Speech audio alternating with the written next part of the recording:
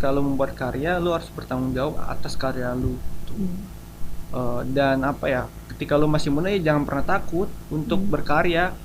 Welcome to PKL Podcast Kisi Life. Halo kerabat sehat, gimana nih kabarnya? Semoga kerabat sehat selalu dalam keadaan sehat dan bahagia ya tentunya. Sebelum podcast ini dimulai, jangan lupa untuk like, comment, share, dan subscribe Kisi TV karena masih banyak informasi menarik lainnya. Podcast Kisi Life hari ini masih bersama Talenta dan tentunya gue nggak sendirian nih. Hari ini gue udah bersama Rifki Wahyu. Hai Rifki. Halo. Halo. Kalian. Ya, Rifki ini pernah menjabat sebagai ketua dari sebuah klub perfilman yang ada di Universitas Pakuan yang bernama Klub Lobby Film. Iya. Ya. Pakai P atau F? Pakai P. Pakai P. Iya. Berarti CLP, CLP. CLP. CLP. Cuman kita pakai bahasanya, penyebutannya ya Inggris gitu lah. Oh, CLP ya. Kalau CLP terlalu Indonesia banget. Oke. By the way, suka film berarti ya? Suka film. Dari kapan?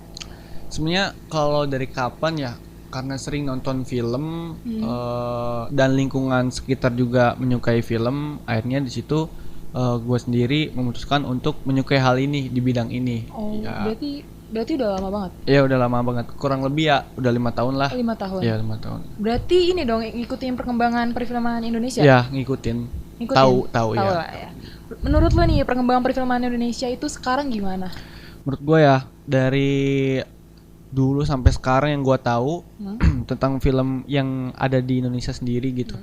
Dari apa ya, sutradara, kemudian dari genre, dari perkembangan filmnya ini sendiri, itu udah cukup melejit.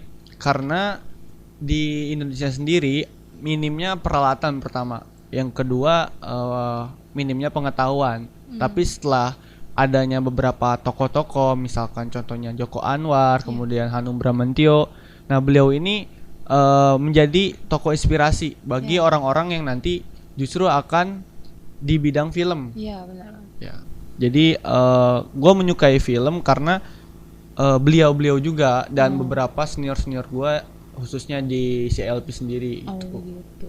By the way, sutradara yang lo suka siapa? Ya ini gue sebutin. Oke. Yang tadi lo sebutin? Banyak sih sebenarnya yang gue suka, cuman untuk gue kan lebih suka genre horor sama romance ya. Iya.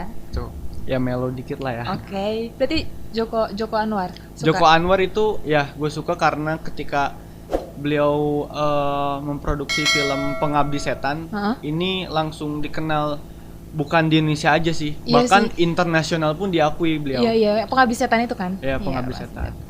Nah, apa yang membuat lo tertarik nih terjun ke dunia perfilman?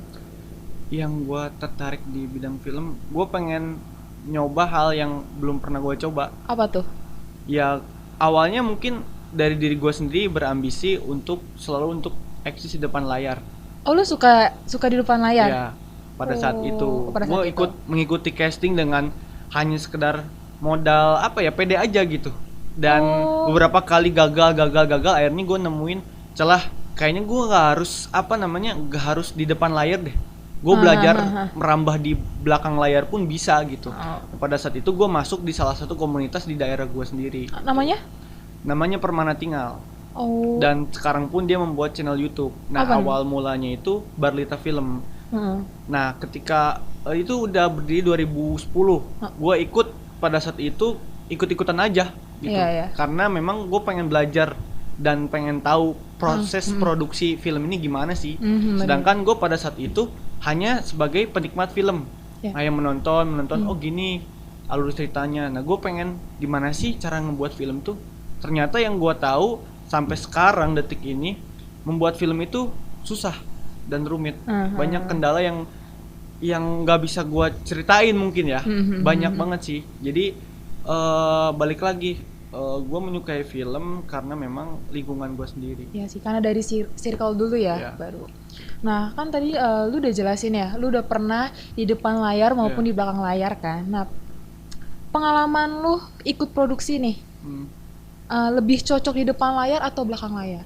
Ya itu tadi yang dibahas kan, lebih condong ke depan layar atau belakang layar. Untuk sekarang ini gue lebih condong ke belakang layar.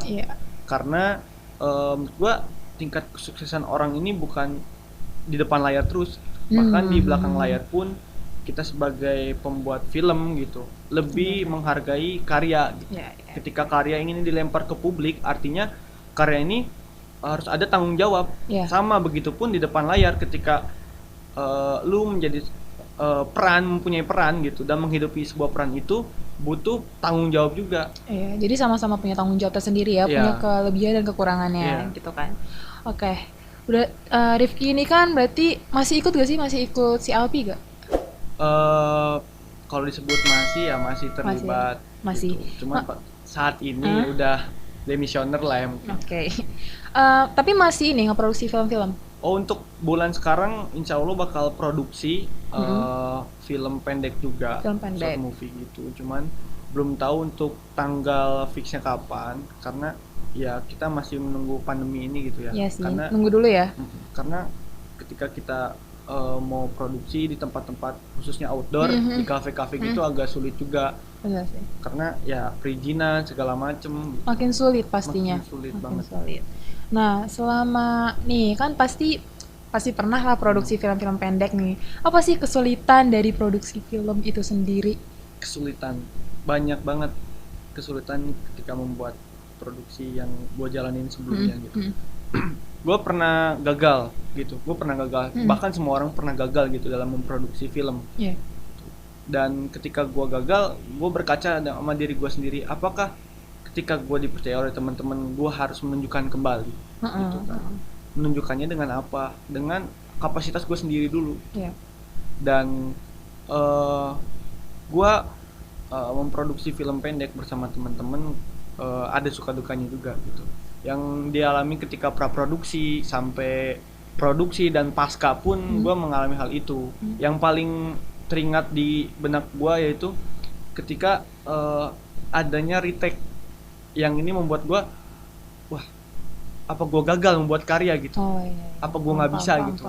Sampai akhirnya gue coba untuk mediasi sendiri gitu. Ini gue bisa nggak sih gitu. Padahal pas pra itu gue udah mateng menurut gue ya. Cuman mungkin teman-teman belum mengetahui gitu.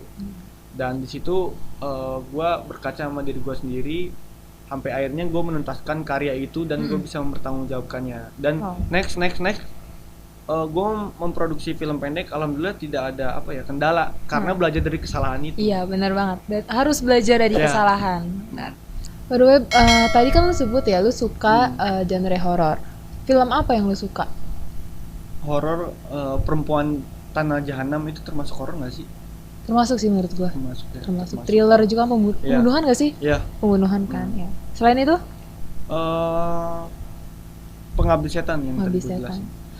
Kenapa lu tertarik sama genre horor? Padahal masih banyak genre lainnya. Kenapa gua menyukai genre ini? Karena yang tadi itu, gua menyukai tokoh inspirasi gua. Joko Anwar.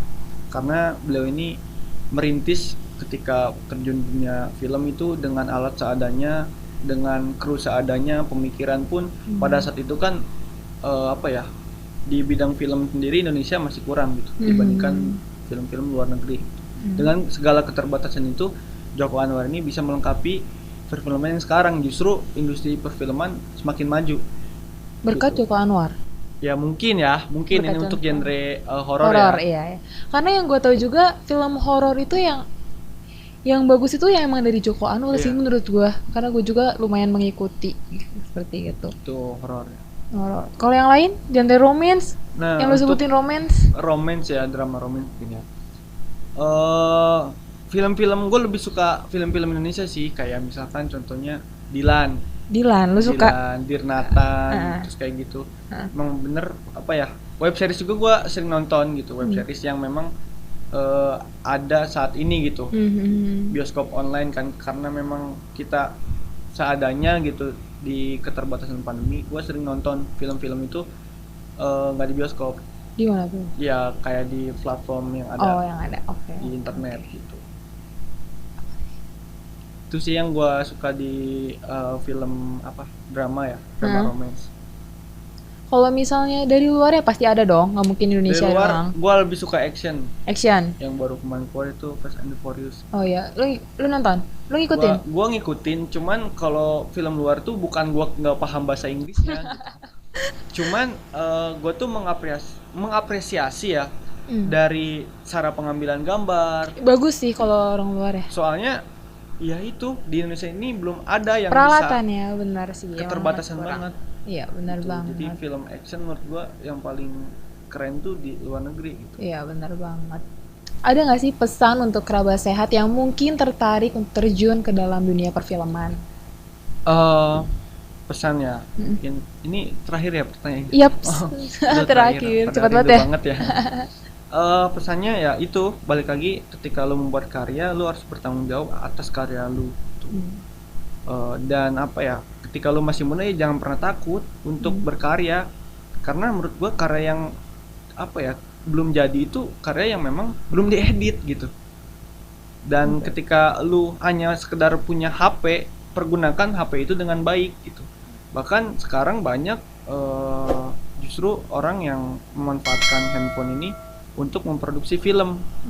Walaupun dengan konteksnya sederhana, tapi yang diambil itu garis besarnya, log line-nya ini, ide cerita ini gitu. Justru banyak apa ya, sinias-sinias yang memang udah senior seperti contohnya Ernest Prakasa yang justru merambah ke dunia film pendek gitu. Ke film pendek maksudnya gitu. Untuk mengambil ide-ide cerita yang memang dikembangkan oleh orang-orang yang baru terjun di dunia entertainment gitu. Jadi ketika lu udah terlibat dan udah hobi di bidang ini, teruskan aja gitu. Jangan pernah takut ketika lu membuat karya gitu. Benar banget. Lagi? Udah cukup. Oke, cukup ya. Nah itu dia, kerabat sehat mumpung lagi PPKM ya, pandemi, nggak kemana-mana, di rumah aja. Jadi manfaatinlah waktu. Nih ada handphone kan ya, ada handphone, jadi dipergunakanlah dengan baik.